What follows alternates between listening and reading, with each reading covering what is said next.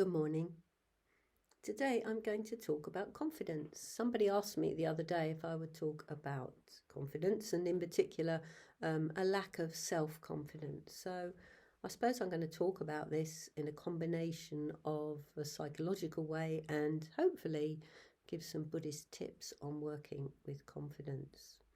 It's interesting that the word Shraddha in Buddhism means faith, but it also means a sort of confidence, a sort of confidence faith. Of course, ultimately, it's confidence in the Buddha's enlightenment and in what he saw uh, as he gained enlightenment. In particular, all the rebirths that we cycle through that create samsara. We live in samsara. An endless cycle of creating suffering for ourselves. And of course, enlightenment is a freedom from that. So, how can this relate to self confidence? Well, I think first and foremost, compared to Christianity, so just a word or two about Christianity, because we've all, in this country anyway, and in the West, we've grown up in a Christian environment. And that's to say, even if we weren't brought up particularly as a Christian, there's certain values, you could say, that have permeated our culture.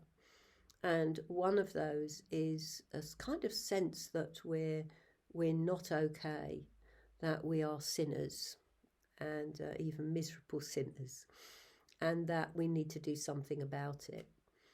We need to hand ourselves over to God in some way. So miserable sinners, that's one aspect. And the other, I think, is that we're only worth something if we're doing, and in particular, doing something for others. Now, of course, it's great to do things for others, but not from a sense of guilt, not from a sense of I'm not good enough, and therefore the only way I can be of value is to do things for other people. So, what can we have confidence in? Well, according to the Buddha, we can have confidence in our potential, in who we really are. Well, you can look at that in different ways. One is that we have potential and we're working towards that potential. The other way of looking at it is really quite different to that. It's like seeing that, hey, we're all right as we are. We are all right, that everybody is working with the kleshas. We are all working with greed, hatred, and delusion. It's part of being human. And we've been given meditation practices and the precepts to practice as a way to uncover what is our true self, you could say, what is our Buddha nature even. So this sense of uncovering, I think, gives us a much healthier attitude to what we really are, to who we really are. So I know Sangharakshita once said that we're not here to be useful. We could be here just to be decorative. We could see ourselves like that. And I think that's really helpful, actually, because,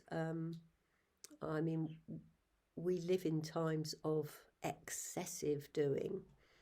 We're not only doing things all the time, but we're doing multiple things all the time. Particularly now we've all got mobile phones and there's, the social media platforms. It means that, one is never at rest. One can never just be oneself. We've all got to aspire to something.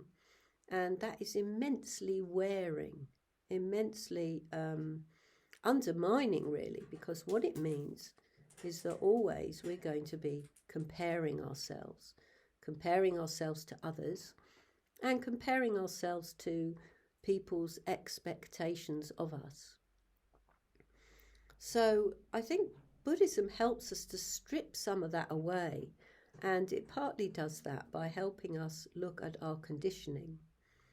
How have we arrived with a mind that is so bothered about what other people think, or about comparing ourselves to others, or about thinking we should be ambitious, and that if we don't have ambition, there's something missing, there's something lacking. This is where I think, in the 1960s, the era of the hippie, I don't want to, I don't want to make it more than it was, but, there was some immensely good things about it. People letting go of the sense of needing to work so hard or have ambition, to learning how to relax, and also to be really interested in the mind and in awareness, through taking drugs, through experimenting with, sexually, socially. It was a time of experimentation, and that was immensely fruitful in lots of ways. So I don't want to romanticize it, but I think there was a lot of good.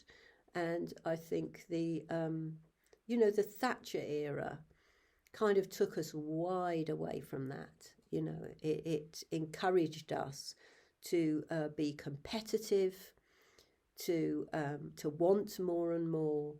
And this has permeated, I think, our society, and is very pernicious in how it affects us.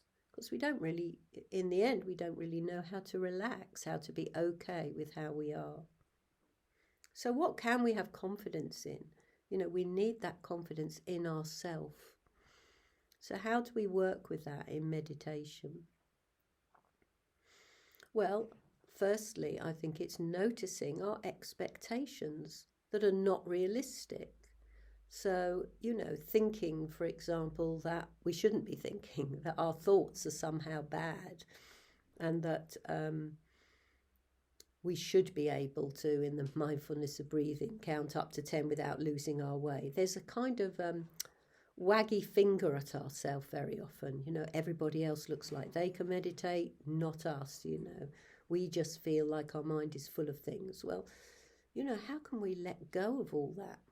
Well, it's mainly by clear seeing of what we do to ourselves, of the messages that we give ourselves in meditation have no reality.